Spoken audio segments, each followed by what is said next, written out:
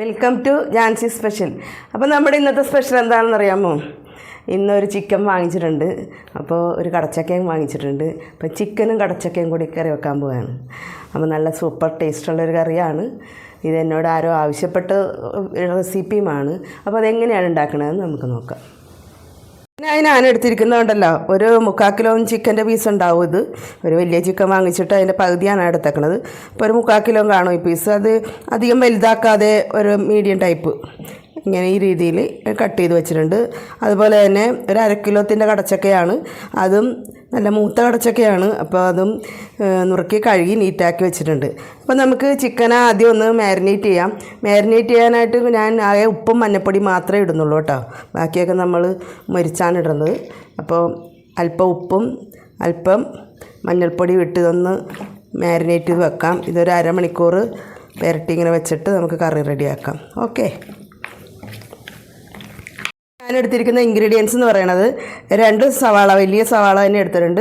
അത് കട്ട് ചെയ്ത് വെച്ചിട്ടുണ്ട്. ഒരു 6 പച്ചമുളക്, ചെറിയ പച്ചമുളകാണ്. അപ്പോൾ ഒരു 6 പച്ചമുളക് രണ്ടാക്കി കട്ട് ചെയ്ത് വെച്ചിട്ടുണ്ട്.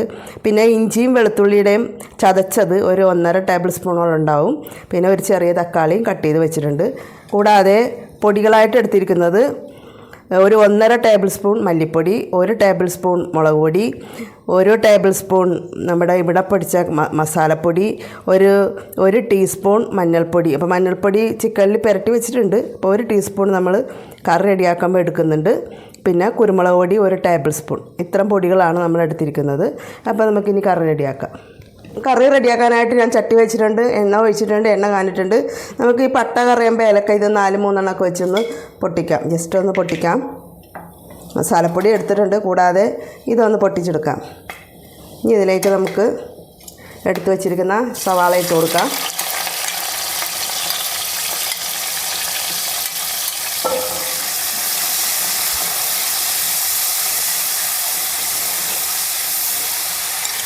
ഒപ്പം നമ്മുടെ ഇഞ്ചി വെളുത്തുള്ളി ചതച്ചതാണ്, അതിട്ട് കൊടുക്കാം.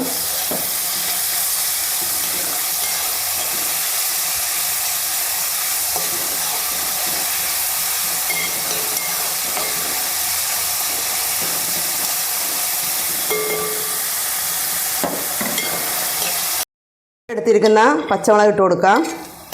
അപ്പോൾ ഉപ്പ് നമ്മൾ ചിക്കനിലെ ആവശ്യത്തിന് പുരട്ടിയിട്ടുണ്ട്. പിന്നെ നോക്കിയിട്ട് ഇട്ടാൽ മതി. ഇതൊന്ന് വാടിയതിന് ശേഷം നമുക്ക് പൊടികളിടാം.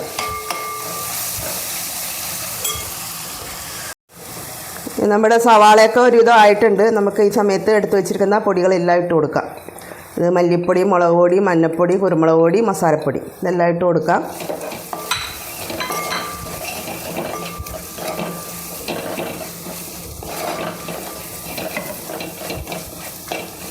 ഒരുവിധം ആയിട്ടുണ്ട്. നമുക്ക് ഈ സമയത്ത് തന്നെ തക്കാളിയും കൂടി ഇട്ട് കൊടുക്കാം.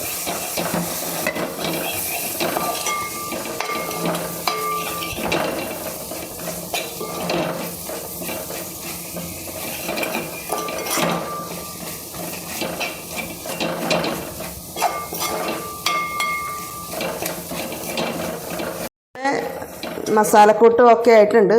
ഈ സമയത്ത് നമുക്ക് നമ്മൾ മഞ്ഞൾപ്പൊടി ഉപ്പും കൂടി മാരിനേറ്റ് ചെയ്ത് വെച്ചാൽ ചിക്കൻ ഇട്ട് കൊടുക്കാം.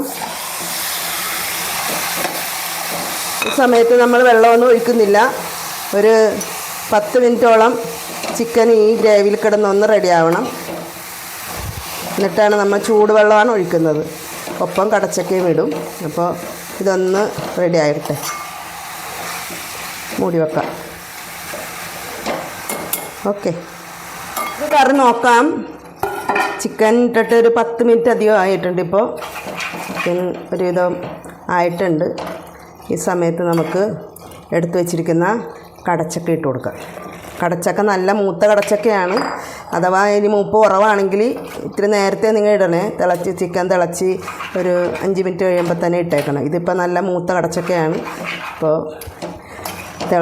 ചിക്കൻ തിളച്ച് ഒരു 10 മിനിറ്റ് കഴിഞ്ഞിട്ടാണ് ഞാൻ ഇട്ടേക്കണത്. ഇപ്പോൾ ചിക്കൻ ഒരുവിധം ആയിട്ടുണ്ട്.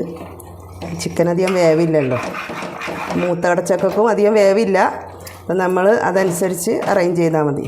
അപ്പോൾ ഈ സമയത്ത് നമുക്ക് ഇതിലേക്ക് ഇത് നന്നായിട്ട് ചൂടായ വെള്ളം ഒഴിച്ച് കൊടുക്കുക.